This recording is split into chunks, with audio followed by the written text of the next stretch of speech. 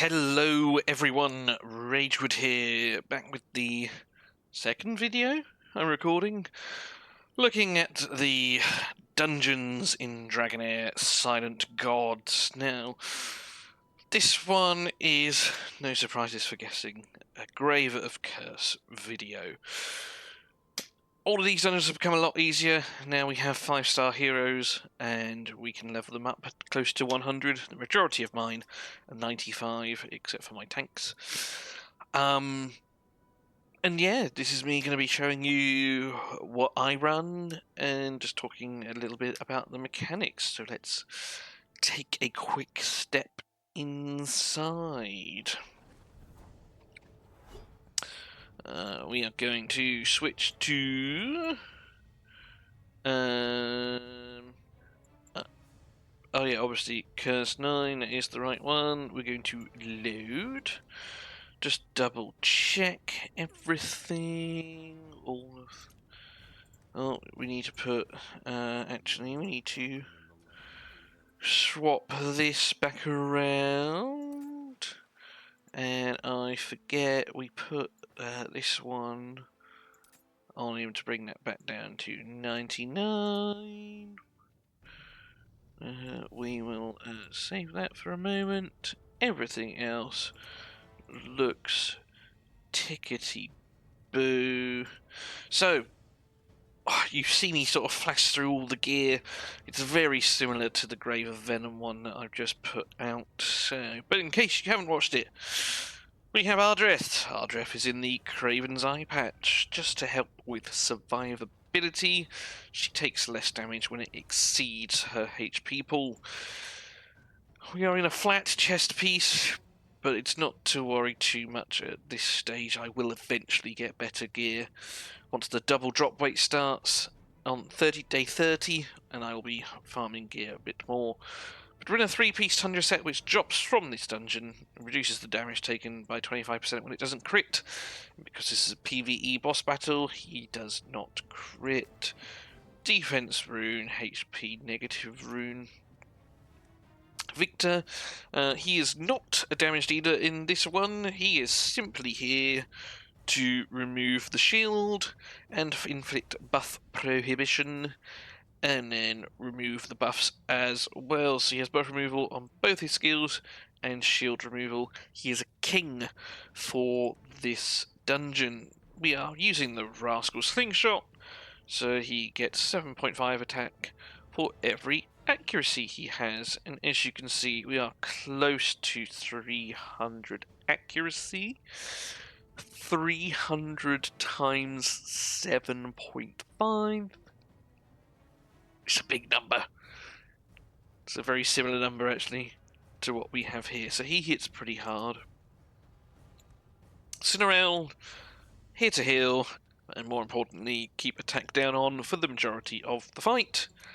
And then we have Rose. Rose is here to put the recharge speed penalty on her battle skill and to apply the Witch's Remains with a bit of healing as well. Something I didn't do in the previous one, but just to show you my skill timings, I have Victor doing his at 17 seconds, just before everything goes off. I don't know why I have it there, to be frank. We should be changing this to probably, I would say, it's going to go off around 8 seconds. So if we put this around like 27, that might be a typo. So he uses it when it comes around again. Rose just doing it when she can. So, once again, we have the defense aura. I could potentially use the attack aura, but I know I'm comfortable with Ardreth's defensive aura. So here we go. So we had the buff prohibition up, as you saw. We had the attack down as well, and defense down. And then we get the removal at the end there from Victor's battle skill once more. Coming back around. So we need to change that timing again. That's quite late on the ultimate there, but it doesn't matter too much because, again, the battle skill is just king. Now, one thing you'll notice, the boss did his ultimate there, and he got a very, very tiny shield there.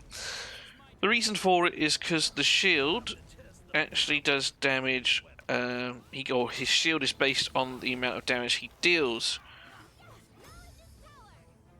And he's not actually doing damage because he's hitting the shield. So hopefully the shield will last long enough for you to get another look at it here in a second. Ready, here we go. And smack. So he didn't actually do any damage to us here. So you see he didn't get a shield.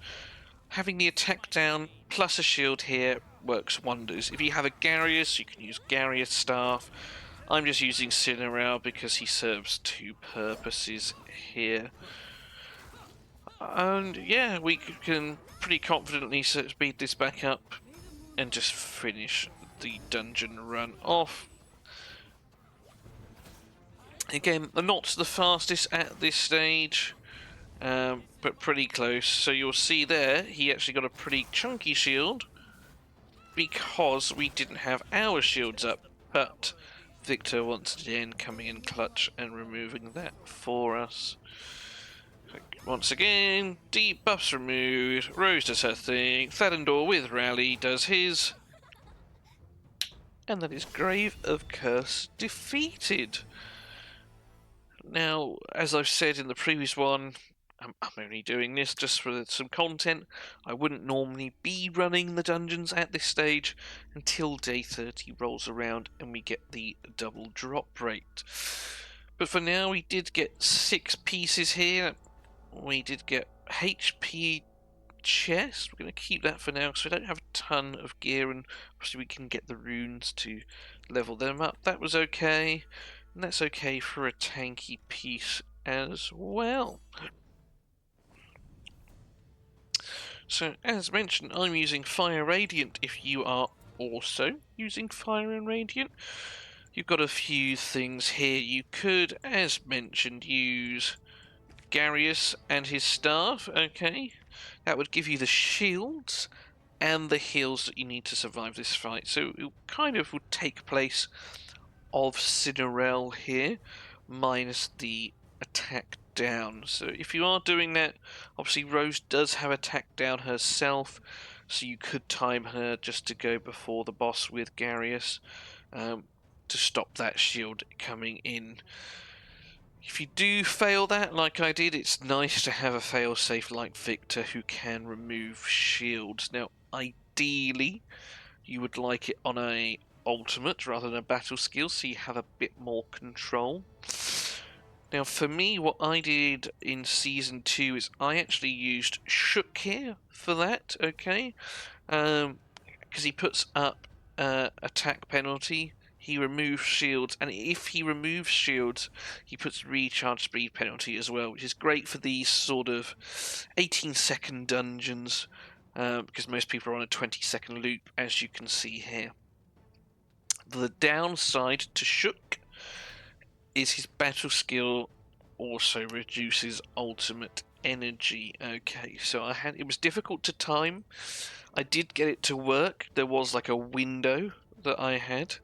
I can't remember the exact timing, so unfortunately at this stage, but I think I had him rolling on a 21.5 second loop just to allow for that 5% decrease with the recharge speed penalty. So he is one option, more of a budget option for the shield removal. You have also got Urion. Now, Urion was also in my early teams last season because he puts attack penalty 1 up as well as the shield removal, and he puts ally protection out and damage reduction. So again, sort of helped reducing the amount of damage the entire team was taking there with that. Other options for shield removal you can find just by clicking your filter button here and pushing Dispel Shield. Urion is the only one in Ice and Poison. You've got Yui, Cartel, and Chitter in Lightning and Necrosis this season. Yui Cartel again does it on a battle skill, so not ideal, but certainly an option. And then lastly, Fire and Radiance. You've got Victor and you've got Brody. Now, Brody is probably the best one out of them all because it's on an ultimate skill, just like, I say best one, a bit like Shook, but he's easier to manage because he doesn't have the battle skill reduction, but then he also doesn't have the recharge speed penalty buff, so something to play around with, but he does put a defense up on himself as well, and has attack penalty on the battle skill, which is why I think he is a good option as well, budget wise. Obviously, defense down, anyone with a multi skill or multi hit, ideally. If not, and for example, Elminster is your one choice, he could potentially be an option for you as well. But there you go, guys. So that is my Grave of Curse chat, as it were, and my time there. I hope you guys have found it useful and learnt something. Any questions, feel free to reach out to me in the comments, or if you see me on stream. I don't have a Discord, maybe it's something I'll think about if my channel ever blows up. So yeah, take it easy, work hard, but as always, play harder, and I'll see you in another one soon. Thank you.